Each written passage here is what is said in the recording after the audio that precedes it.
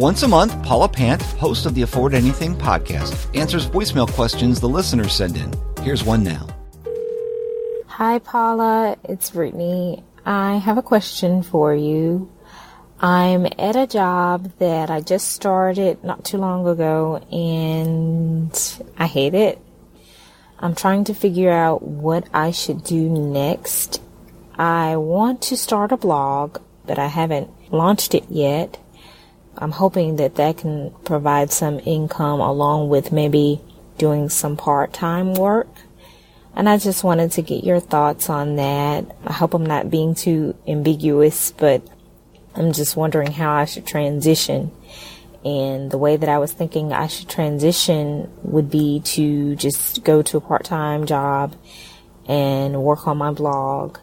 A little background, my fiance and I are getting married in October, but we're not doing a huge wedding.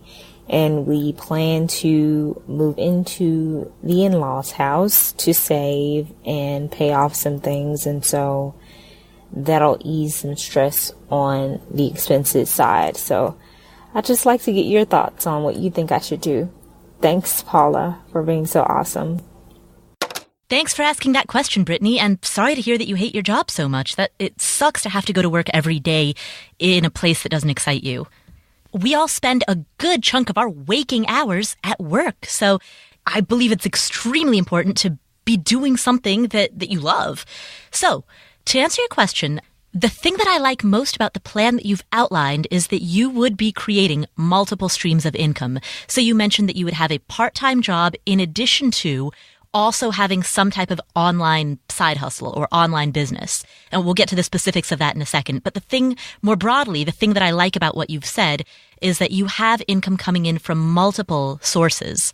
And that can actually be a fantastic way to transition out of a full-time job that you don't like, because that diversity within income sources gives you a dose of protection. If you've got income coming in from, say, 2 or 3 or 4 different sources and one of them dries up, well, you haven't lost 100% of your income, which is the situation that a person is in when all they have is one full-time job and then they lose it. If you've got, say, 3 or 4 sources of income and one of them dries up, you've still got the other 2 or 3.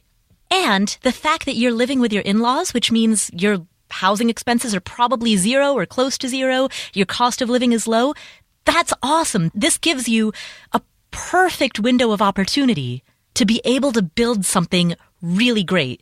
Then the question becomes, what is it that you want to build? Now, you mentioned starting a blog.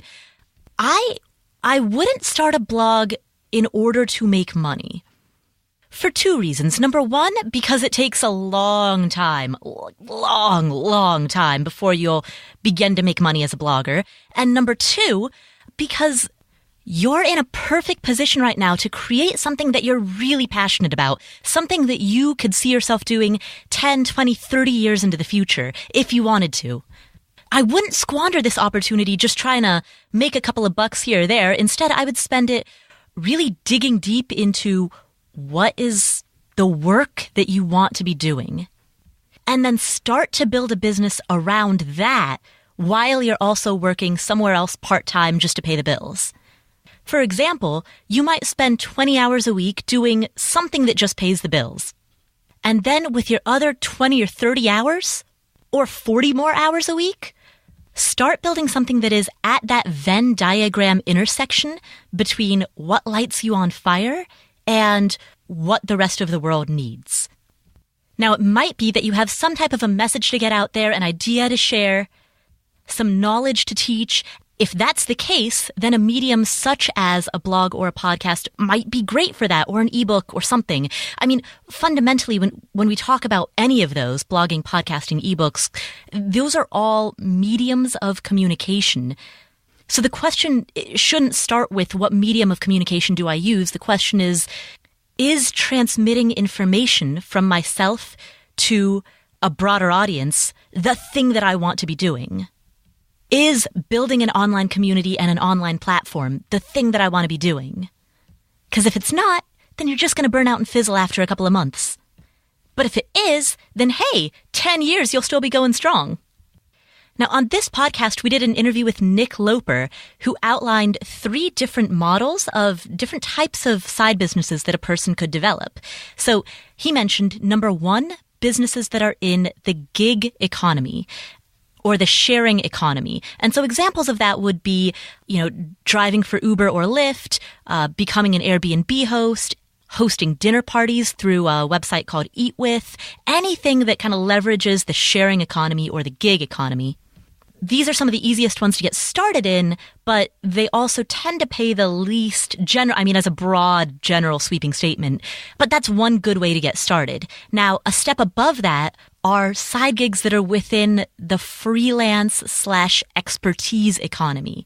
So examples of that would be becoming an expert witness, becoming a tutor, becoming a coach or a consultant. Anything that allows you to leverage your expertise within a given area. And then the third example that he talked about is going into commerce, so selling physical products. So examples of that might be people who sell products on Amazon or on Etsy.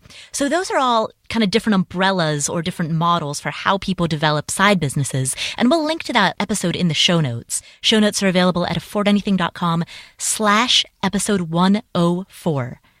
But I'm throwing that out there also so that you have some range of ideas around what you might want to do. So I hope that helps. I hope that answers your question. And best of luck. I really applaud you for recognizing that you're not happy within your 9-to-5 and being proactive about getting out of that situation. That is amazing. There are so many people who are unhappy with their day job, but they don't actually do anything about it. So the fact that you are taking steps to create a better life for yourself, that's awesome. Congratulations, and keep going. Hey, did you enjoy this excerpt from the Afford Anything podcast? Then be sure to subscribe to Paula's YouTube channel. Not only is every podcast episode and Ask Paula question released here on YouTube, other creative deep thought videos are created just for you. Remember, you can watch anything, just not everything. Fill your YouTube viewing time with more videos to make you think and grow so you can afford anything. Go ahead, hit that little red subscribe button. We'll take care of the rest.